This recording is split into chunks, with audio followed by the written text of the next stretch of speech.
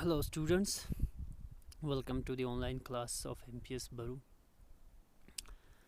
आज हम एक नई चैप्टर को स्टार्ट करने जा रहे हैं और ये चैप्टर है एज ऑफ इंडस्ट्रियलाइजेशन। इस चैप्टर में आपको इंडस्ट्रियलाइजेशन के बारे में, इंडस्ट्रियल रिवोल्यूशन के बारे में और इंडस्ट्रियल पीरियड से पहले वाला जो फेज़ था उसके बारे में पढ़ना है। तो एज ऑफ इंडस्ट्रियलाइजेशन में हम शुरुआत करेंगे इंडस्ट्रियलाइजेशन से कि इंडस्ट्रियलाइजेशन क्या होता है। सबसे पहले यहाँ पर एक चीज़ क्लियर हो जानी चाहिए कि इंडस्ट्रियलाइजेशन होता क्या है और इंडस्ट्रियलाइजेशन इंडस्ट्री से निकली हुई लफ्ज़ है। तो इंडस्ट्रियलाइजेशन और ये इंडस्ट्री और फैक्ट्री में क्या फ़र्क है ये भी आपको क्लियर हो जाना चाहिए, क्योंकि अक्सर ये लफ्ज़ जो है और स्टूडेंट्स को भी इसमें डाउट रहते हैं कि यार इंडस्ट्री क्या होती है और फैक्ट्री क्या होती है। बार बार ये लफ्ज़ जो है इंटरचेंजेबल एक दूसरे के लिए इस्तेमाल भी किया जाता है, लेकिन मतलब बिल्कुल अलग होती है। अगर आप इंडस्ट्री की बात करेंगे तो इंडस्ट्री हम क्या कहते हैं, इंडस्ट्री को हम उस प्रोसेस को कहते हैं जिस प्रोसेस के ज़रिए आपके मटेरियल्स, प्रोडक्ट्स, सर्विस प्रोवाइड किए जाते हैं, सर्विस प्रोड्यूस किए जाते हैं, बाकी मटेरियल्स प्रोड्यूस किए जाते हैं। उस प्रोसेस को हम ये इंडस्ट्री कहते हैं। तो ठीक वैसे ही जहाँ जिस जगह पर यही सर्विस या यही प्रोडक्ट प्रोड्यूस किए जाते हैं उसको हम क्या कहते हैं, फैक्ट्री कहते हैं। तो फैक्ट्री जो होते हैं वो एक्चुअल लोकेशन होती है जहाँ पर इस चीज़ को क्या किया जाता है, इस चीज़ को इस इकोनॉमिक गुड्स को, इकोनॉमिक मटेरियल जिसकी इकोनॉमिक वैल्यू होती है उसको प्रोड्यूस किए जाते हैं। तो उसे हम क्या कहते हैं, फैक्ट्री कहते हैं। ठीक है, तो यहाँ ये क्लियर हो जाना चाहिए आपको। तो इस चैप्टर की शुरुआत जो है आपको एक इमेज से होती है और इस इमेज में आपको दिखाया गया है कि डॉन ऑफ द सेंचुरी यानी एक नई सदी की सुबह। डॉन हम किसको कहते हैं, सुबह जब ये तुलू फज्र होते हैं उसे हम डॉन कहते हैं। ठीक है, तो यहाँ पर ये जो इमेज है, इस इमेज को 1900 में एक मशहूर म्यूज़िक पब्लिशर E.T. पॉल के नाम से था। उन्होंने एक म्यूज़िक बुक प्रोड्यूस किए, उस म्यूज़िक बुक पब्लिश किया। उस म्यूज़िक बुक के कवर पे ये इमेज थी। तो इस इमेज के अंदर आपको क्या देखने को मिलता है कि एक गॉडेस लाइक फिगर देखने को मिलता है, एक देवी जैसी फिगर देखने को मिलता है। और ये देवी जो है इसको एंजल ऑफ प्रोग्रेस के नाम से, तो एंजल ऑफ प्रोग्रेस हो गया। तो एंजल ऑफ प्रोग्रेस का मतलब हो गया तरक्की का फरिश्ता।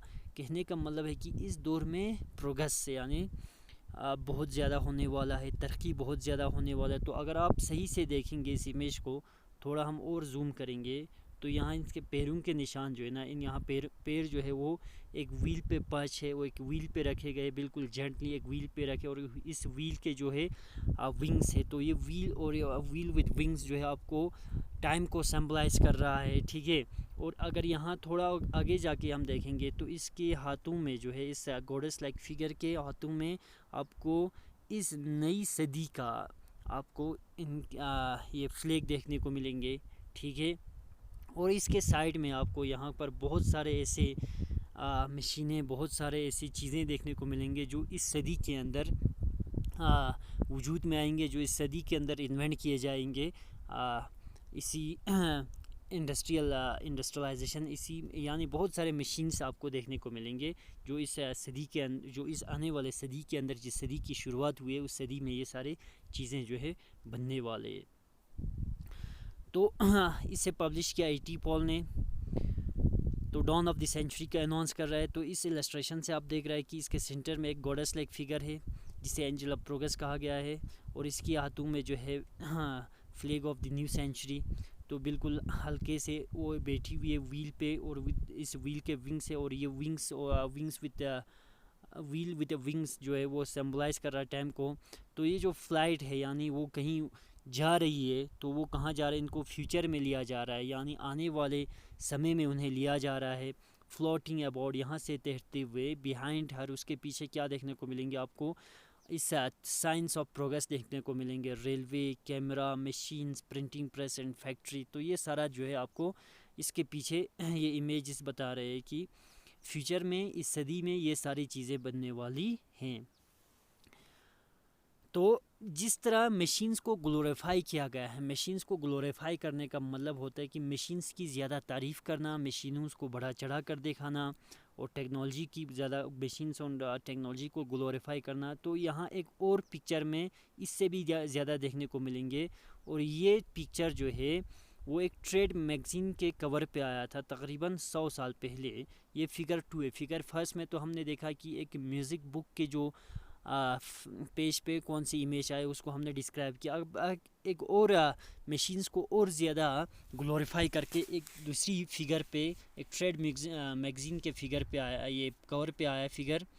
यहाँ आपको 2 मशीन्स देखने को मिलेंगे और ये 2 मैजिशियंस देखने को मिलेंगे, यानी 2 जादूगर देखने को मिलेंगे। तो टॉप पे अलादीन है फ्रॉम दी ओरिएंट। ओरिएंट हम किसको कहते हैं? ओरिएंट हम ईस्ट को कहते हैं, यानी मशरिक़ को हम क्या कहते हैं? ओरिएंट कहते हैं। तो अगर आप अलादीन की बात करेंगे तो ये अलादीन जो है अपनी जादुई चिराग से बहुत ही खूबसूरत महल बनाते हैं। अपने उसके पास अलादीन और उसका चिराग जो है, उसके पास एक चिराग जिन होते और उस जिन की मदद से वो खूबसूरत महल तैयार करता है अपने मैजिक लैम्प के ज़रिए। तो उसके बॉटम में यहाँ 2 मैजिशियंस, ये जो इमेज है वो तकरीबन 100 साल पहले जो है किसी एक ट्रेड मैगज़ीन के कवर पे अपीयर हुआ था। तो इस मैगज़ीन के कवर पे जो इमेज आया उसमें आपको 2 मैजिशियंस देखने को मिलेंगे। एक मैजिशियन जो है टॉप पे जो है वो अलादीन है। अलादीन यहाँ आपको देखने को मिलेंगे, उसने एक खूबसूरत महल बना डाला है और उसने जो महल बनाया है वो एक मैजिक लैम्प की मदद से बनाया है। तो उसके नीचे अगर आप देखेंगे यहाँ पर मॉडर्न मैकेनिक है। मॉडर्न मैकेनिक जो है अपने टूल्स के ज़रिए यहाँ आपको ब्रिजेस बनाए हैं, ऊंचे ऊंचे इमारत बनाए हैं। तो अलादीन किसको रिप्रेजेंट कर रहा है? अलादीन जो है वो ईस्ट को रिप्रेजेंट कर रहा है। अलादीन जो है वो मशरिक़ को रिप्रेजेंट कर रहा है। तो इसके बॉटम पे जो है वो मॉडर्न मैकेनिक है, जिसने अपने मॉडर्न टूल्स के ज़रिए एक नई जादू वो बनाते हैं, तलस्म बनाते हैं, ब्रिजेस बनाते हैं, ships, towers and high rise buildings बनाते हैं। अलादीन को ईस्ट और पास्ट को रिप्रेजेंट कर रहा है, यानी एक दौर था कि ईस्ट वालों ने काफ़ी तरक्की किया लेकिन पास्ट है अब, ठीक है। और जो मॉडर्न मैकेनिक है वो वेस्ट और मॉडर्निटी को रिप्रेजेंट कर रहा है, यानी जो मॉडर्न जदीद दौर का ये जो मैकेनिक है जिसने ये ब्रिजेस बनाए हैं, टावरिंग बिल्डिंग्स बनाए हैं और बाकी दूसरी चीज़ें बनाए हैं, वो वेस्ट और मॉडर्निटी को रिप्रेजेंट कर रहा है, यानी वो मगरिब को रिप्रेजेंट कर रहा है और इस जदीद दौर को रिप्रेजेंट कर रहा है। तो यहाँ जो इमेजेस है ये आपको मॉडर्न वर्ल्ड की एक जीत को दिखा रहा है, मॉडर्न वर्ल्ड के ट्रियम्फ को दिखा रहा है। इस अकाउंट के अंदर मॉडर्न वर्ल्ड जो है आपको किसके साथ एसोसिएट किया जा रहा है? रैपिड टेक्नोलॉजिकल चेंज के साथ, इनोवेशंस के साथ, मशीन्स के साथ, फैक्ट्रीज़ के साथ, रेलवेज़ और स्टीम शिप्स के साथ इस मॉडर्न वर्ल्ड को एसोसिएट किया जा रहा है।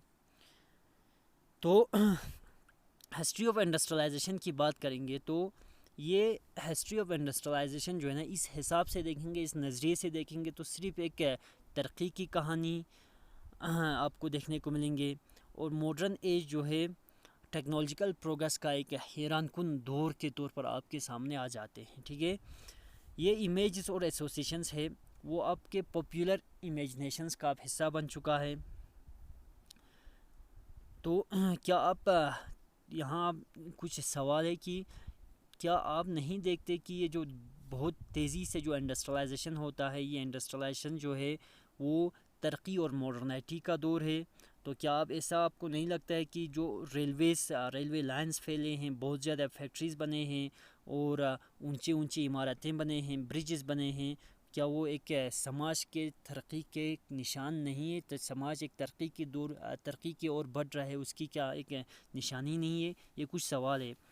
तो ये इमेजेस कैसे डेवलप हुआ है, तो हम अपने आप को इसके साथ कैसे इन आइडियाज़ के साथ रिलेट करता है?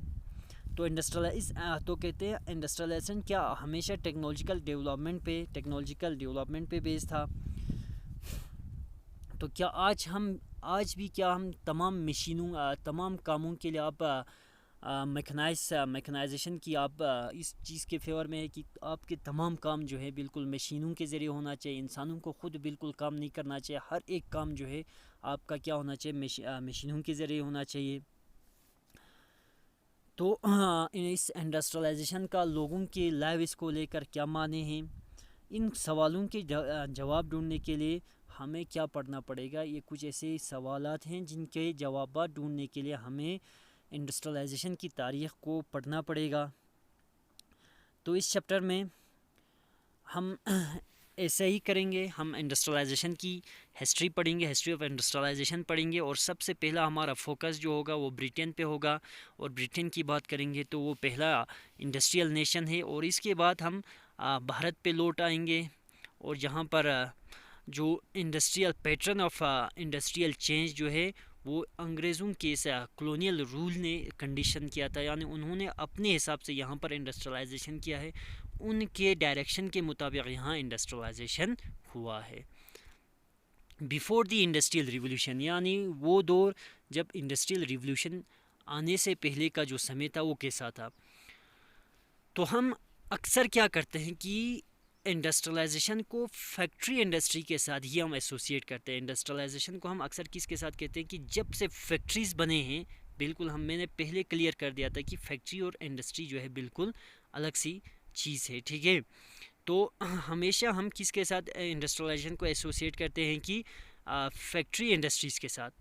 तो जब हम इंडस्ट्रियल प्रोडक्शन की बात कर रहे होते हैं तो अक्सर हम फैक्ट्री प्रोडक्शन की बात कर रहे होते हैं, और जब हम इंडस्ट्रियल वर्कर्स की बात कर रहे होते हैं तो हम फैक्ट्री वर्कर्स की बात कर रहे होते हैं।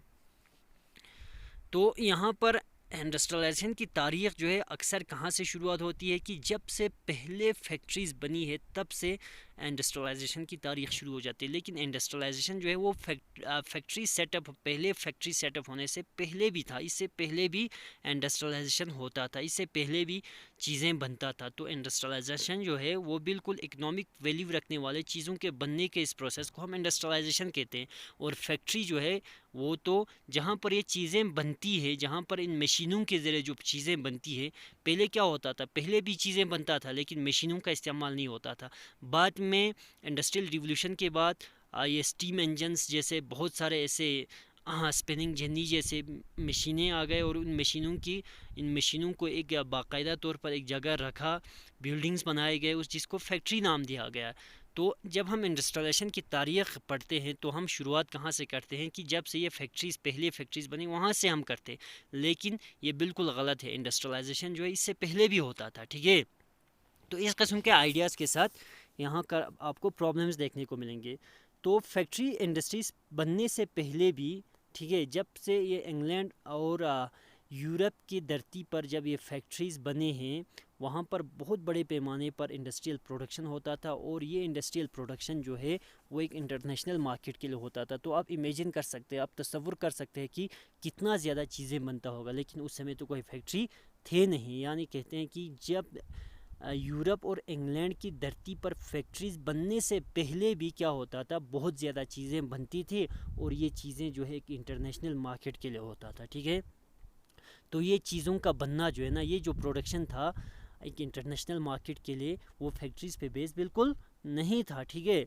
तो बहुत सारे हिस्टोरियंस जो है अब उस फेज़ को क्या कहते हैं, प्रोटो इंडस्ट्रियलाइजेशन कहते हैं। यहाँ पर अब ये चीज़ जो है क्लियर हो जाना चाहिए। आपको क्वेश्चन भी आएगा कि प्रोटो इंडस्ट्रियलाइजेशन से आपका क्या मान है, कि what do you mean by proto industrialization. तो आप अगर यहाँ समझ गए तो आप कह सकते हैं कि प्रोटो इंडस्ट्रियलाइजेशन है वो दौर जहाँ चीज़ें बनते थे, प्रोडक्शन होता था मटेरियल्स का, लेकिन वो फैक्ट्रीज़ पे बेस नहीं था, ठीक है।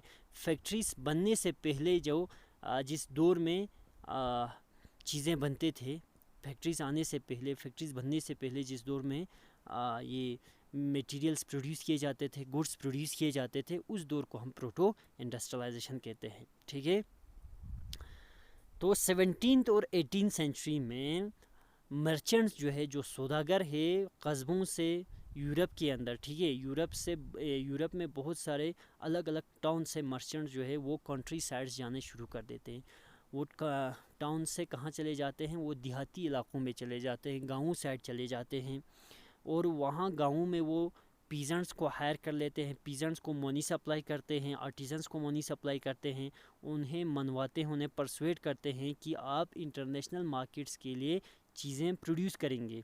ठीक, तो जब वो ट्रेड बढ़ने लगा और यूरोप ने दुनिया के मुख्तलिफ़ हिस्सों में मुल्कों को अपना कॉलोनी बना डाला, तो चीज़ों के डिमांड्स जो है बहुत ज़्यादा ग्रो होने लगे, डिमांड्स जो है बढ़ने लगा।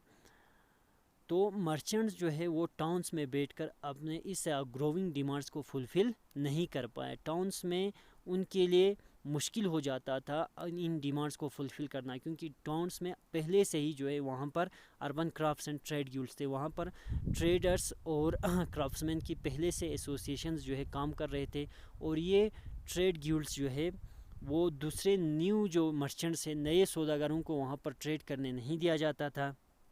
तो ये एसोसिएशंस जो है वो लोगों को, क्राफ्ट्स पीपल को ट्रेन करता था और प्रोडक्शन को मेंटेन करता था, ये और कंपटीशंस और प्राइसेस को भी वो रेगुलेट करता था, और नए लोगों को इस ट्रेड में दाखिल होने से, इस ट्रेड में इंटर होने से बिल्कुल रोकता था। इस वजह से वो मजबूर होकर ये जो नए ट्रेडर्स थे वो टाउन्स में ऑपरेट होने के बजाय वो कहाँ चले गए, टाउन्स और सिटीज़ में ऑपरेट होने के बजाय वो लोग देहाती इलाकों में चले गए, क्योंकि वहाँ पर कोई ट्रेड गिल्ड नहीं था, वहाँ कोई ट्रेडर्स और क्राफ्ट्समैन्स के एसोसिएशंस नहीं थे। ठीक है, तो उस समय के जो रूलर्स थे, उस समय के जो हुक्मरान थे, जो हाकिम थे, उन्होंने अलग अलग ट्रेड एसोसिएशंस को मोनोपोली दिया था अलग अलग चीज़ों को प्रोड्यूस करने का। मोनोपोली मतलब एक्सक्लूसिव राइट, यानी हक दिया था, मतलब सिर्फ उनको ही हक दिया था। जैसे कि मसाला प्रोड्यूस करने का हक जो है किसी कंपनी को दे दिया, और उस कंपनी के अलावा कोई और कंपनी मसाले को प्रोड्यूस नहीं कर सकता, उसे हम मोनोपोली राइट कहते हैं, उसको हम क्या कहते हैं,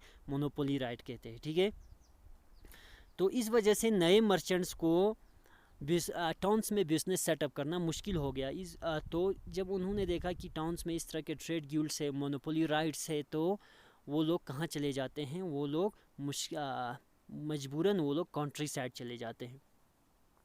तो कंट्री साइड्स में जो लोग थे वो आपको देहाती इलाकों में पुअर पीजेंट्स थे, आर्टिजन्स थे। अब यही गरीब पीजेंट्स और आर्टिजन्स जो है इन मर्चेंट्स के लिए काम करना शुरू कर देते हैं। तो जैसे कि पिछले साल आपने देखा कि ये एक ऐसा दौर था जब ओपन फील्ड्स जो है डिसअपियर हो रहा था, और जो कॉमन फील्ड्स और ओपन फील्ड्स थे, इंग्लैंड में एक ऐसा समय था कि बहुत सारा इलाका जो है ओपन फील्ड्स था, कॉमन्स थे, यानी हर कोई उसे इस्तेमाल करता था। लेकिन जिस समय ये मर्चेंट्स कंट्री साइड्स में आकर इन पुअर पीजेंट्स और आर्टिजन्स को हायर कर रहा था, मनी सप्लाई कर रहा था, ये एक ऐसा दौर था कि ये कॉमन लैंड्स, ये ओपन फील्ड्स जो है इनको इनक्लोज किया जा रहा था। ठीक है, तो कोटेजर्स और पुअर पीजेंट्स जो है, जो कोटेजेस में रहते थे और जो गरीब पीजेंट्स थे, जो पहले इन कॉमन लैंड्स पे डिपेंड करता था अपनी सर्वाइवल के लिए, फायर वुड्स कलेक्ट करते थे, बेरीज, वेजिटेबल्स, है एंड स्ट्रॉ, अब उन्हें अल्टरनेटिव सोर्स ऑफ इनकम को देखने को मिला, क्योंकि पहले वो पूरी तरह किस पे डिपेंडेंट थे, वो तो कॉमन लैंड पे डिपेंडेंट थे, वो तो ओपन फॉरेस्ट पे डिपेंडेंट थे। अब वो तो डिसअपियर हो रहा था, बड़े बड़े जो लैंड लॉर्ड्स थे उनको इनक्लोज करके अपना प्राइवेट प्रॉपर्टी बना रहा था, तो मजबूरन वो बेचारे जो है अल्टरनेटिव सोर्स ऑफ इनकम के चक्कर में आ जाते हैं। ठीक है, बहुत सारे जो पुअर पीजेंट्स थे उनके छोटे छोटे प्लॉट्स थे, और ये छोटे प्लॉट्स जो है, इन छोटे प्लॉट्स पर घर के तमाम कुनबे के तमाम अफराद जो है वो वहाँ पर काम नहीं कर सकता था। ठीक है, तो जब ये मर्चेंट्स वहाँ पहुँच जाते हैं और उन्हें एडवांस ऑफ़र किया ताकि वो लोग उनके लिए गुड्स प्रोड्यूस करें, वो लोग आराम से बिल्कुल मान जाते हैं उनके लिए काम करने के लिए, उन मर्चेंट्स के लिए काम करने के लिए बेचारे मान जाते हैं, क्योंकि उनके पास और कोई सोर्स ऑफ इनकम नहीं था। ठीक है, तो इन मर्चेंट्स के लिए काम करके एक तो वो कंट्री साइड में बैठ सकता था, ठीक है, इन देहाती इलाकों में बैठ सकता था, और अपने इन टाइनी प्लॉट्स को, स्मॉल प्लॉट्स को कल्टीवेट करना जारी रख सकता था। तो जो इनकम आता था प्रोटो इंडस्ट्रियल प्रोडक्शन से, वो उनकी श्रिंकिंग इनकम को उसमें थोड़ी बहुत सप्लीमेंट कर दिया गया, उसमें थोड़ा इजाफा कर दिया गया, जो थोड़ा कल्टीवेशन से उनको पैसा आता था, कल्टीवेशन से उनका जो थोड़ा रोज़गार चलता था, अब मर्चेंट्स ने भी आकर उनको इस तरह के एडवांस पैसा दे दिया, उनके लिए काम करने के लिए कहा। तो पहले जो इनकम श्रिंक होता दिख रहा था, जो पहले इनकम जो है वो ख़त्म होता दिख रहा था, अब उसमें थोड़ा इजाफा हो गया, ठीक है, अब थोड़ा सप्लीमेंट हो गया उसमें। इसके अलावा घर के पहले हमने बता दिया कि उनके पास टाइनी प्लॉट्स होते थे और घर के सारे अफराद जो है उस प्लॉट पे काम नहीं कर सकता था। वो टाइनी प्लॉट जो है वो 1 या 2 नफ़र काम करेंगे तो काफ़ी हो जाता था। तो अगर आपके घर में 4 या 5 लोग होंगे तो 3 नफ़र बेकार हो जाता था। अब जब ये मर्चेंट्स ने आकर उनको पैसा दे दिया तो अब घर के सारे अफराद जो है वो रोज़गार हासिल कर सकता था, और जब घर के सारे अफराद काम करेंगे तो फैमिली इनकम जो है वो ऑब्वियसली क्या हो जाएगा, बढ़ जाएंगे, ठीक। तो इस सिस्टम के अंदर एक क्लोज रिलेशनशिप बनते हैं, एक नज़दीकी रिश्ता बनती है टाउन्स और कंट्री साइड्स में। टाउन्स और कंट्री साइड्स में किस तरह एक क्लोज रिलेशनशिप बनता है? टाउन्स और कंट्री साइड में इस तरह एक क्लोज रिलेशनशिप बनता है क्योंकि जो मर्चेंट्स थे जिनके लिए वो काम करते थे, पुअर पीजेंट्स और आर्टिजन्स, वो लोग कहाँ के बेस्ड थे? वो तो टाउन बेस्ड थे, और वर्कर्स जो है वो कंट्री साइड में बैठते थे, ठीक है। मर्चेंट्स जो है वो टाउन्स में बेस्ड थे और उनका पूरा काम जो है वो ज़्यादातर कंट्री साइड में हो जाता था, ठीक है। तो एक मर्चेंट क्लोथियर इंग्लैंड के अंदर, यानी एक कपड़े का सौदागर जो है, जो इंग्लैंड में रहता था, तो वो वूल को परचेज़ करता था एक वूल स्टैपलर से, ठीक है। तो स्टैपलर हम उनको कहेंगे जो वूल्स को सॉर्टिंग करते हैं, ठीक है, उनके फाइबर के हिसाब से कि कौन से क्वालिटी है उसके हिसाब से जो सॉर्टिंग करते हैं उसे हम स्टेपलर कहते हैं। तो इसके बाद उसको स्पिनर्स पे लिया जाता था। स्पिनर्स मतलब उनको स्पिन करता था, धागे बनाते थे, ठीक है, थ्रेड बनाते थे, यॉन जिसे हम कहेंगे। तो अलग अलग का स्टेज से होकर वो वीवर्स तक पहुंच जाता था, फिर फुलर्स से, और इसके बाद आखिर में वो लोग डायर्स तक पहुंच जाता था, ठीक है। तो ये जो प्रोडक्शन का काम होता था उसमें बहुत सारे स्टेजेस होते थे, ठीक है, अलग अलग स्टेजेस होते थे, और आखिर में जो फिनिशिंग का काम होता था वो लंदन में होता था, और इसके बाद फिनिशिंग के बाद ये एक्सपोर्ट मर्चेंट को सोल्ड किया जाता था, और ये एक्सपोर्ट मर्चेंट जो है वो यही प्रोडक्ट जो है, यही कपड़ा जो है वो इंटरनेशनल मार्केट तक पहुंचा दिया जाता था। तो लंदन जो है वो फिनिशिंग सेंटर बन जाते हैं, ठीक है। ये जो प्रोटो इंडस्ट्रियल सिस्टम था ये एक नेटवर्क ऑफ कमर्शियल एक्सचेंजेस का हिस्सा था। तो यहाँ पर जो है मर्चेंट्स ने इसको कंट्रोल किया गया था, इस सिस्टम को मर्चेंट्स ने कंट्रोल किया था, और गुड्स जो है बहुत बड़ी तादाद में गुड्स जो है वो बहुत बड़ी तादाद में वर्कर्स प्रोड्यूस करते थे। वो वर्कर्स जो है वो अपने घरों में काम करते थे, वो फैक्ट्रीज़ में काम नहीं करते थे। हम प्रोटो इंडस्ट्रियल फेज़ के बारे में पढ़ रहे हैं, यानी इंडस्ट्रियलाइजेशन से पहले वाला दौर जो है। इंडस्ट्रियलाइजेशन तो हमने अक्सर कहाँ से शुरू कर दिया है? इंडस्ट्रियलाइजेशन जो है हमने जब से फर्स्ट फैक्ट्री सेटअप हुए तब से हम इंडस्ट्रियलाइजेशन कहते हैं। लेकिन फैक्ट्री सेटअप होने से पहले भी ऐसे इंडस्ट्रियलाइजेशंस होते थे, ऐसे सामान बनते थे। तो वो सामान जो है वो किसी फैक्ट्री में नहीं बनते थे, बल्कि वो यही पीजेंट्स, यही आर्टिजन्स जो है वो अपने घरों में बनाते थे, वो अपने कोटेजेस में बनाते थे। तो इसको हम कोटेज इंडस्ट्रीज़ भी कहते हैं। क्या कहते हैं? कोटेज इंडस्ट्रीज़ में कहते हैं, ठीक है। तो जैसे कि हमने देखा कि एक कपड़ा जो है वो अलग अलग स्टेज से होकर बनते थे, तो हर एक स्टेज पे तकरीबन 25 से 20 वर्कर्स जो है ना, यानी स्पिनिंग का काम जो है, उस स्पिनिंग के काम के लिए भी 20 से 25 आदमी की ज़रूरत पड़ता था। अगर आप स्टेपलिंग का काम देखेंगे उसमें भी 20-25, अगर आप कार्डिंग का काम देखेंगे उसमें भी, और डाइंग का काम देखेंगे, तो हर एक स्टेज पे जो है तकरीबन 20 से 25 लोग जो है वो एम्प्लॉयड किया जाता था, हर एक मर्चेंट जो है। तो इसका मतलब ये हो जाता था कि एक क्लोथियर मर्चेंट जो है वो तकरीबन उसके पास हंड्रेड्स ऑफ वर्कर्स होते थे। कम से कम अगर आप देखेंगे 5 स्टेज अगर आप देखेंगे तो तकरीबन जो है 20 वर्कर के हिसाब से देखेंगे तो भी 100 वर्कर हो जाते। तो एक मर्चेंट के अंदर जो है तकरीबन 100 वर्कर्स काम करते थे। 100 वर्कर्स जो है एक मर्चेंट के लिए काम करता था। The coming of the factory, तो फैक्ट्रीज़ का बनना, कब से फैक्ट्रीज़ बनने शुरू हो गए, वहाँ से हम इंशाल्लाह नेक्स्ट जो है क्लास वहाँ से हम स्टार्ट करेंगे।